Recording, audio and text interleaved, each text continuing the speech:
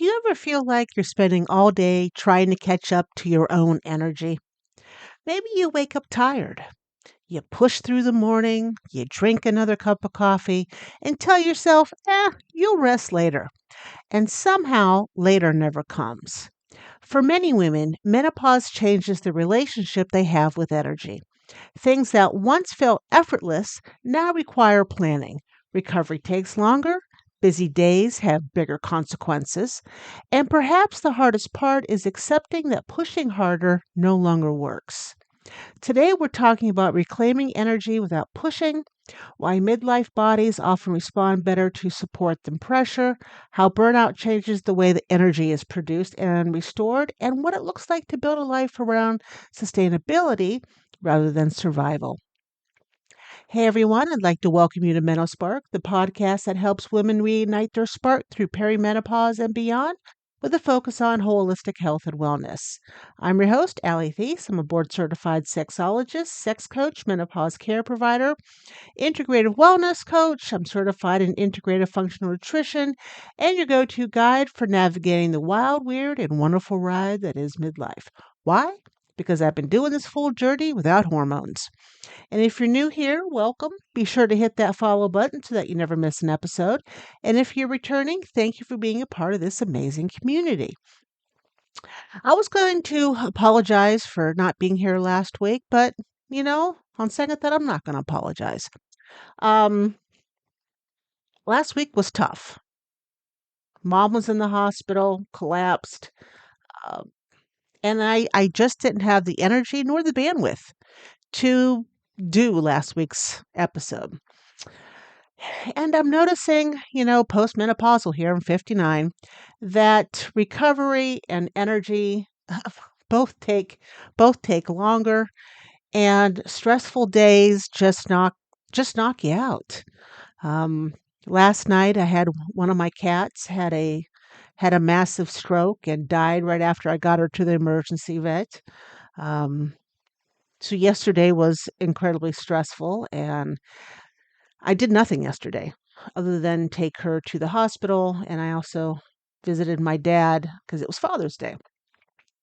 And now today I find out that my mother has collapsed again, and we're not quite sure what's going on. So, probably after this episode is out, I will do the couple of um, appointments that I have with clients, and then I'm going to call it a day because I can already tell that my cortisol is up and my energy is plummeting fast. So I better get going on this episode before I run out of energy altogether. But this month in June, we've been talking about stress, burnout, and the emotional load. And today's topic is reclaiming energy without pushing.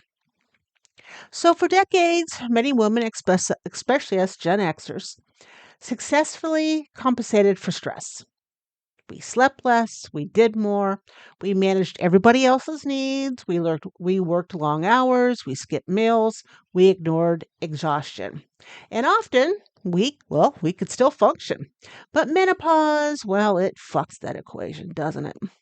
Hormonal shifts affect sleep quality, recovery capacity, muscle repair, stress resilience, and emotional regulation. The body becomes less willing to tolerate depletion, not because it's weaker, but because it's wiser. It's asking for a different relationship with energy. Many women describe themselves as lazy when they hit menopause, but it's not laziness. That's not the issue.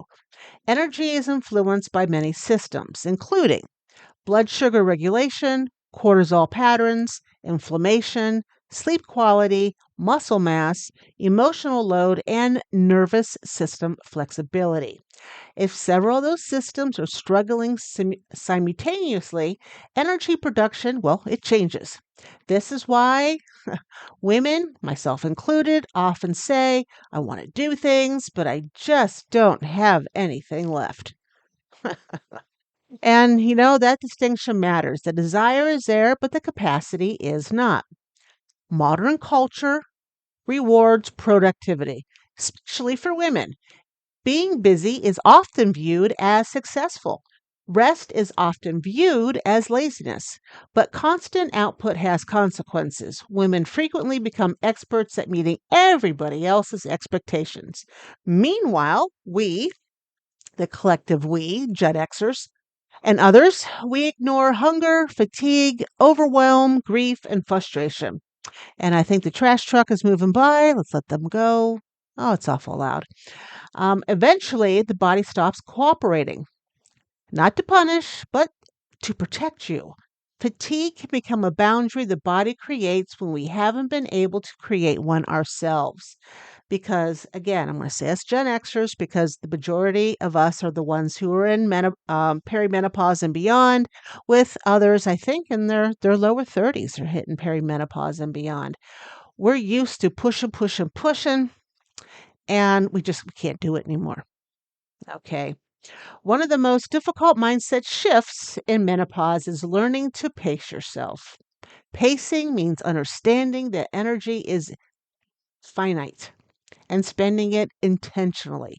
Pacing may look like scheduling recovery after social events, taking breaks before exhaustion appears, spreading errands across several days, saying no to things that don't align with the current capacity. It doesn't mean we're surrendering when we pace, okay? It's a strategy. Athletes pace themselves. People recovering from illness pace themselves. Midlife women, we can pace ourselves as well. Many women spend years borrowing energy, right? We borrow from tomorrow, we borrow from tonight's sleep, we borrow from our weekends, our vacations. But borrowed energy always needs to be repaid somehow. Building energy looks a bit different. It can include consistent sleep times, quiet moments during the day, reduced overstimulation, allowing ourselves downtime. To get some more vitality and energy, we can walk, we can strength train, we can have nourishing meals, we got to hydrate, and movement that energizes rather than depletes. And energy, we don't create it anymore by forcing. We have to cultivate it. So, women often imagine reclaiming energy feels like being 25 again, but sustainable energy feels a bit different in our 50s and beyond. It looks like waking up without dread, recovering faster after busy days, having enough energy left for enjoyable activities, needing less caffeine, feeling steadier emotionally. The goal? We're not going to have endless energy like we did in our 20s. The goal is to have reliable energy, enough energy to participate in your own life. So, the spark action of the week, ask yourself, where am I spending energy that I don't truly have? And do that for yourself. You'll see the spark action of the week below in the show's notes. Now, menopause doesn't ask us to become less ambitious. It asks us to become more discerning, more aware of our limits, more respectful of our needs, willing to choose sustainability over survival. Reclaiming energy isn't about becoming who you used to be, it's about learning how to thrive as the person you are becoming.